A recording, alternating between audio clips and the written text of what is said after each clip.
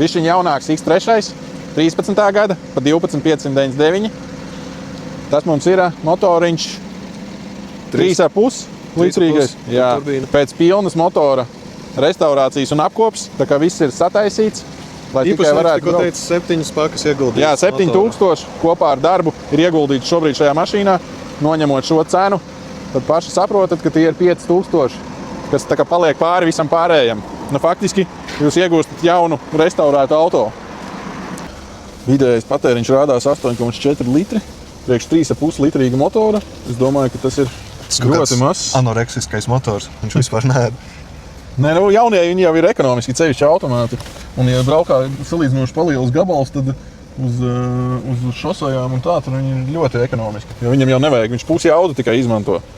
Jo lielāks motors, jo viņam mazāk vajag resursus radīšanai. Pilsētā viņš varbūt nebūs tik ekonomisks, bet uz šosejas tad... Viņi 13. gadā vēl joprojām taisīja atsevišķi šitos te plauktiņus priekš tavas Nokijas telefona. Vai tā kādam 13. gadā bija vēl šitāda Nokija, visiem jau iPhones bija?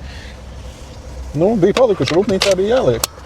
Bija iepirkuši. Vienkārši palika rūpnīcā šitie plauktiņi, tāpēc lika. Kā tev patīk šīs USB vācis, kurš nekad Nokijai tādai nebūtu bijis? Pa virs plauktiņš, kur tu tādu veco Nokiju podziņu. Gan jau kaļikā var nopirkt šitās pārējas. Kaut kāds, nu vienīgi izmērā tev bišķi. Neieliksies tavs lielais ekrāns. Nu, forši. Un tā te visas ekstras ir. Es neredzu vienu pogu, kur būtu tukša.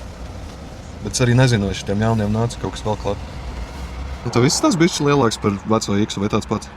Nu, ļoti līdzīgs. Bagažnieks ir ļoti līdzīgs.